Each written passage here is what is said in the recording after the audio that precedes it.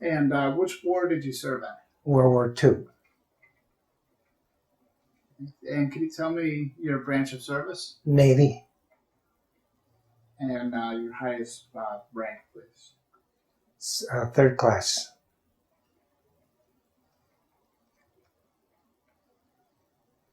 And can you tell me the locations in which you served? We served in the Pacific, and we went to a number of different islands. Hawaii was one of our bases. We came in there for supplies, and we would take on troops and take them to different islands. Uh-huh. Do you remember where in Hawaii you were docked or We were right in where the ships were during World War II. in Pearl Harbor? Pearl Harbor. Okay. Mm-hmm. And then where else did you go in the Pacific? We went to islands called Antigua, Uh-huh. Saipan, and one other was Tinian. Now, were you drafted or did you enlist? Enlist. Could you tell me where you were living at the time that you enlisted? Living in Wallingford. In Wallingford? Do you recall the date that you enlisted? Not offhand, because they didn't take us in right away. They made us wait a couple of months before we signed up, but then they called us. I think it was in July of 44. Of 1944? Mm-hmm. Now, why was there a couple of months of a lapse that they had? They never told us. Unless they had to get a quota. They might have had to get a quota of personnel before they assigned them. Uh-huh. Now, could you tell me, why did you decide to join the Navy? My father was in the Navy too. Did your father serve during World War I? I never, actually, I never lived with my father. Oh. It was at 3 years old, my mother and father split. Uh-huh. Oops. And we never had much contact till we got older. Uh-huh. So he said he was in the Navy. Uh-huh. That's all I know about him.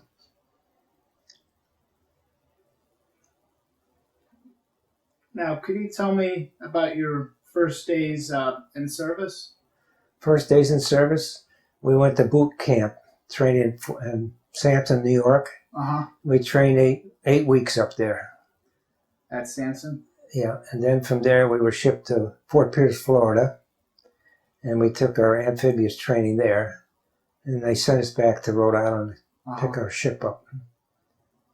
Now, you mentioned earlier that you joined with your brother, your twin brother. Mm-hmm. What was that like? Then now, when you signed up, were you right along his side? Yeah, we went and joined up together. Yeah. Yeah, we enlisted together. Uh-huh. And you both decided to join the Navy. Did you think that you'd spend the entire duration of your enlistment with them? Or? Didn't think so, but it went that way. Yeah. So could you tell me about your first days in service? What was it like after you were shipped off to basic training? After we board ship? After you left Connecticut to Oh, I New see. York. Yeah, we went up to Sampson in the coldest year. It was like February and March, cold and windy. Yeah. And they make you do guard duty at night. Uh-huh. And all you were guarding was the clothesline. So someone don't steal anything. Yeah. And then you had your own barracks. And every day they come in and inspect your barracks. Same way with board ship, Yeah. Now, when you were at basic training, were you in the same class, division or whatever, with your brother? And were you in the same barracks with your brother? Yeah. That had to have been interesting. Yeah, from day one, we went up the whole route. Wow. But I'm sure if the war was still on, like the commander said, we're breaking you up because of the Sullivan brothers. And there was another set of twins in there, but they went their own ways, Huh. So were you pretty close with your brother? Yeah. We till he we were always together, worked for the same company. Oh yeah. You know, Even after. after we got out, we did things together. You know. How did it the transition from being living in Wallingford to being in the Navy? What was it like? I was glad to get home. Yeah. After a couple of years away. Uh-huh. Could you tell me a little bit more about your boot camp and your training experiences in the Navy? The boot camp, well, it's mostly regimental things, you know. Yeah. Doing your march and doing your things like that. Uh-huh. Do you remember any of your instructors at all? No. No. How did you get through basic training? Was it difficult at all, or did you have any issues? No, it seemed to be pretty easy. Uh-huh. Now, after you got out of boot camp, could you tell me in a little more detail the locations that you went? Well, we went from boot camp, we went to Fort Pierce, Florida. Fort Pierce, Florida. And we spent 3 months down there training, amphibious training, landing craft, you know, on the beaches. What was it like in Florida? Did you enjoy your time there? The weather was nice. Yeah. That was the good part of it. Uh-huh. Yeah. But, I always liked what we did down in the service. Yeah. And when you were in Florida, your brother was still with you. Yeah. Now, from Fort Pierce, you said you went back to Rhode Island? Rhode Island, yeah. And they assigned us a ship. Uh-huh. And what ship was that? USS Roxanne. Roxanne? Yeah. And it has to go on what they call a shakedown cruise. Make sure it's ready to go, you know. It passed the ship, and then we went to Virginia from there. What was the shakedown cruise like? Was there any issues at all with the ship or everything like You know, we didn't pay much attention to it. Yeah. It was up to the officers to clear everything, you know. Yeah, yeah. And once you were on board the Roxanne, what were your job duties? We had to maintain our small boat, and we had to do duty too there, guard duty. And So after you boarded the Roxanne and went on your shakedown cruise outside or in Rhode Island, where did you go from there? From there, we went to Virginia. They put on all our supplies they needed. Then we went through the Panama Canal, and in those days, everything was done. But these long lines they threw out, and they made you put your whites on. Everything was greasy. When we got through our uniforms, it was, why not wear dungarees? And you would go through the locks. I guess you know about that. Yeah. It drops down. You see a ship in front of you. Then you're up here and you see a ship below you. And you finally get through. How long did it take you guys to get through? It took quite a while. Yeah. You know, maybe 6 hours, 8 hours in that time. It's a slow process. Yeah. And backtracking a little bit, when you were in Virginia, were you there for a while, or it was just to pick up supplies? Maybe 3 or 4 days to get their supplies on. Yeah. But once we got to Hawaii.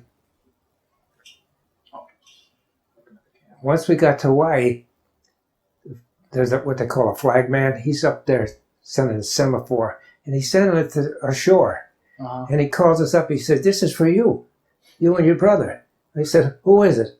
"We don't know, but he's coming out to see you." I had a stepbrother. He was in a service. He was an officer. Come out in his Jeep. He said, I signaled them to ask if that was a Roxanne ship. And he said, "Is there a set of twins on there?" And they told him yes. And he came aboard. And at this time, you knew the officers knew that you guys were twins. Yeah, but I didn't know who was sending us the signal, you know. Yeah. But it was where I grew up with a foster home. He was our grandson. And he was the one that was in Hawaii. He caught up with us out there. What was that like? Did you have a chance to catch up with him? That was the only time I saw him till the war ended. We all came back home. You know? Yeah. Now, at this time, you were in California. We came back to California. Uh-huh. Yeah, and they put the ship on dry docks, and there was a huge hole in it, as big as this kitchen. And we thought we had a little hole, but somehow they could seal off the bar, the front part of the ship, and you could go. How did the hole get in the? We hit a typhoon, and the ship would go up, and everybody was in below deck, nobody on deck. It would go, the ship would go like this, and then when it come back, it would pound, Yeah. And that's how it. We used to call Rosie the Riveter. She missed the rivet. It blew a hole in it. Yeah. Those ships were built in 76 days. Wow. They just assembled them as fast as they could. Now, how long was it in dry dock for before it was repaired? That's when we were able to go home. Okay. They asked us if we wanted to re-enlist, and we said no. So they gave us, how do you want to go? By airplane, train, or bus? We said, we'll take the bus. Yeah. And they paid us for airplane. Now, when you were home, how long were you home for? For the R&R.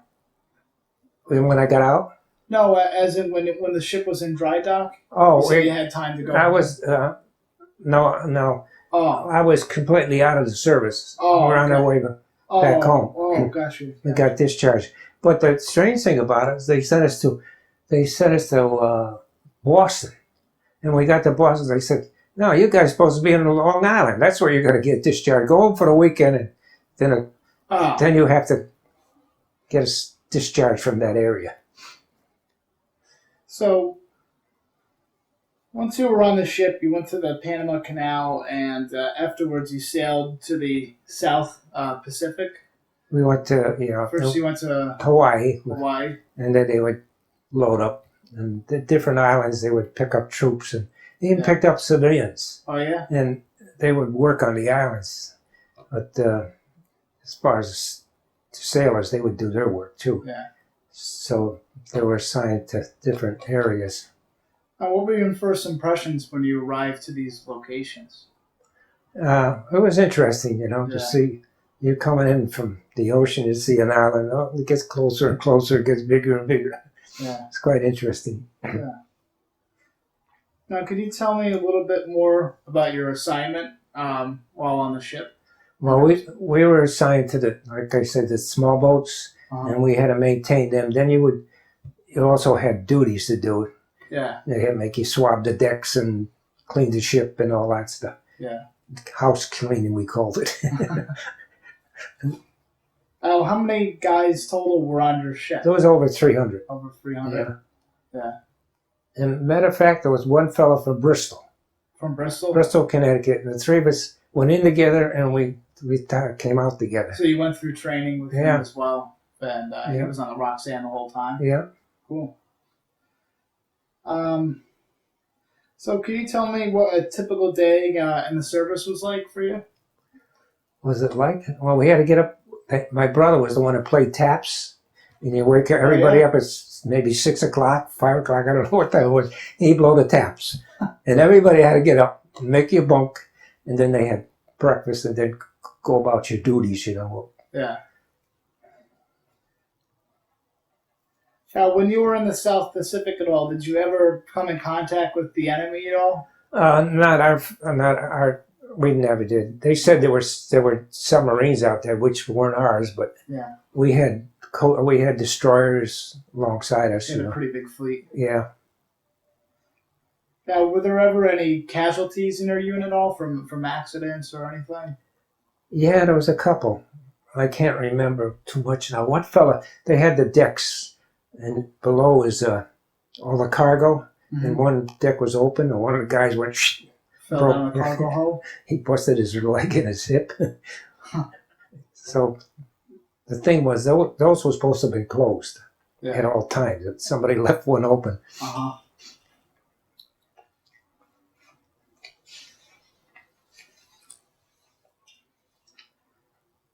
Now, could you tell me about any awards or citations you were awarded for your service? Just to Connecticut gave us those some of those medals I showed you. Yeah. That's about it. Yeah, when you were in the Navy, how did you stay in touch with family at all or friends back at home? Just writing letters, Yeah. I had a girlfriend. I used to write to her. I thought we were going to get hitched. When I got home, she married someone else. Oh, jeez. But to this day, we keep in touch. Oh, yeah? Yeah. Does she still live in the... She lives Wallingford? she lives over in Northwood, but Uh-huh. we see her now and then, Yeah. Now, what was the food like? And Navy food's pretty good. Yeah. Yeah. We had a buddy who was a cook, and he always took care of us, the guys he liked. Yeah. If you wanted more, you got more through him. Uh-huh. And at nighttime, you'd go down to the kitchen, you say, hey, can you sneak me a sandwich or something? He'd fix you up. Yeah. Now, did you have enough supplies? Were there ever any shortages at all? Didn't seem to be. While you were in the service, did you ever feel any pressure or stress? No. No. Was there ever anything you did as far as, for a ritual such as, for good luck at all? Or nothing? How did you or others entertain yourselves while on the ship? They played a lot of cards players, but Yeah. Did you ever have any entertainers on the ship no, or a USO show? no. Could you tell me about your leave time whenever you had leave? What was it like, and where did you go? I don't recall too much leave. No. No. We go, like we were in California, when we come in the ships, we'd get Liberty for the evening, but you had to be back at a certain hour. Would you go out into the town with your Oh, brother? yeah. Yeah. I met this girl at the roller skating rink, and I said, I'll see you next week at a certain hour. Well, I was a little late getting there. You won't believe this. My brother, she thought my brother was me, and when I came in, she says, I don't know you. I got one already. To your brother? Yeah. I said, well, that was a smart move coming late. Now, do you recall any particularly humorous or unusual events that happened while you were in the service? Not really. Were there ever any pranks that you or others would pull on each other for, to be funny? No. No. Now, what did you think of the officers? They were pretty strict. Yeah. Yeah, they were out of Annapolis, I guess. And we had one captain. He was in charge. He was the tough one. Yeah. You said he was a merchant marine? Well, the captain of the ship was, but you never saw him. But these officers were under him, and they were in command all the way. Yeah. Now, what about your fellow sailors? Did you have a good relationship with the other sailors? Oh, yeah. Mm-hmm. Now, did you ever keep a diary or a personal journal when you were over there? No.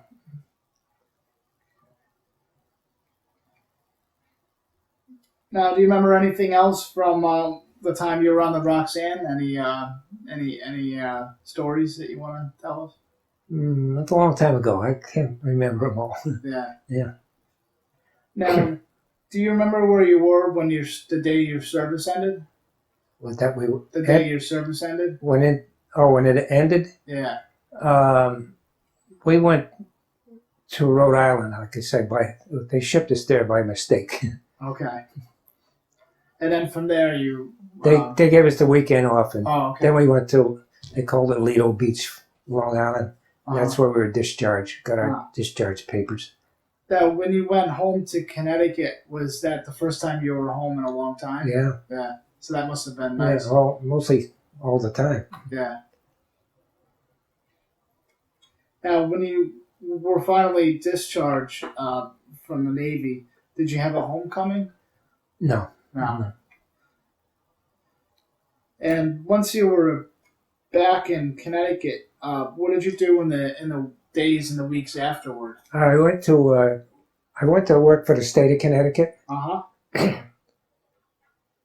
And what did you do for them? We just, they did road work, and the winter times they sand the roads and things like that. And then I got a call. I had a stepbrother that was in the phone company. So we took an interview with the phone company, and they hired us. They hired both. Yeah. They hired both of us, and then we both worked for the phone company all our time. Your brother and your brother. Yeah, we went in there together too. Oh yeah. Yeah. So you both worked for the state of Connecticut. Yeah. Then we went to SNET. It was then. Now it's well, we call it AT&T, but it's actually something else. And we were out by then. I got out under SNET. And you retired from that company. And I worked out of Middletown, Meriden, New Britain. I was hired in New Britain. And we worked in the line gangs. Yeah. And then I went into installation, and then I went into business installation. Yeah. And I came to Meriden, did my time in Meriden. And your brother, did he do the same thing? Yeah. Yeah? Yeah. Wow. He told a story. You get your orders in the morning, if you're going to do house routes or what. So he got to Sunnington, and he went in. It was a doctor's office, and he showed him where he wanted his phone. He said, "Now I got to go back to the office." The doctor said this, and he got back in the office, and I was there. And he said, "How did you get here ahead of me?" That's how we were identical twins, you know. Yeah. And he couldn't figure that one out. Now, did you go back to school at all, or did you? I went to trade school. Yeah. Mm. Was that under the GI Bill? Under the GI Bill. Cool. Mm. When you went to trade school, what courses did you take? Well, we took up carpentry. Carpentry. Yeah. And you did that with your brothers? I never did that though. No. Got in the phone company, and I said, "This is a good deal." Yeah. Mm. Your brother did the same thing? Yeah. Yeah. We kind of stuck together all the way, you know. That's why when he was ill there, you know, and we knew he wasn't going to make it. Yeah. You kind of, well, we all know our time's going to come, you know. Yeah. Now, did you make any close friendships while you were in the service? Yeah, I did with that fellow from Bristol. From Bristol? Yeah, we used to keep in touch with each other. Yeah. And he came down one day and he said, "They're calling me back into service." I forget what it was all about. You know, he said, This was in the late 40s? Yeah. Yeah. And I said, "Well, I'm married. They don't want married men." "Are you married?" He said, "No. They take good single guys." So they called him back? Yeah, they called him back. But he came pretty successful. Yeah. He put 6 years in the Navy after that. And he got out and he learned a trade. And he opened a business in Southington, a factory, and he made lots of money. Okay. And some guy came in one day, he said, "You know, you ought to retire." He said, "I will if I could sell the place." He says, "I'll buy it." And he told me, "I made a fortune." No kidding. One of the lucky ones. I said, "We didn't get that route."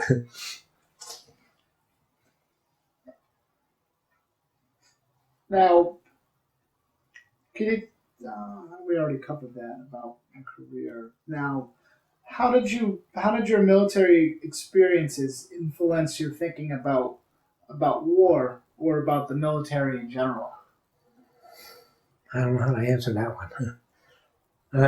In what way? Serving in the Navy during World War II, and then doing your time, and then being discharged, kind of has an effect on some people, and being a service member. Now, with that in mind, how did that affect your opinion of war? Even wars after, like Vietnam, or the modern day wars in Iraq, Afghanistan. You hate to see wars. I hate to see what's going on now with these poor kids getting their arms and legs blown off. Yeah. None of that was like that. Either they hit you with a bullet, or it's terrible what those kids go through today. Wow. Now, did you join any veteran organizations? Yeah, I was with the Antique Vets. Okay, yeah. Yeah. I showed you a picture of that. Yeah. And VFW, I belong to that. The VFW? And the American Legion. Have you ever attended any reunions at all with your ship? No. We couldn't.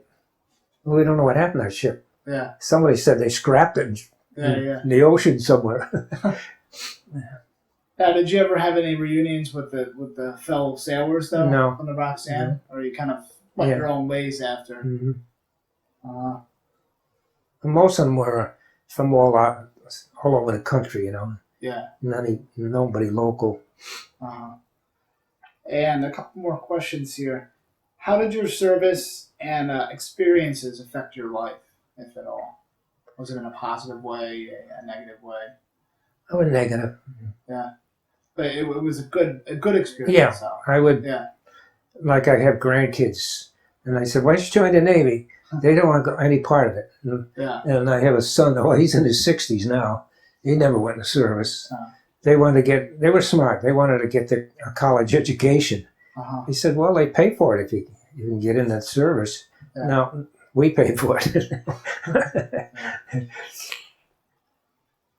Now, is there anything else that you'd like to add that we may have not covered in the interview about your Navy experiences, or any stories at all that you forgot to tell? I think we got it all squared away. Okay.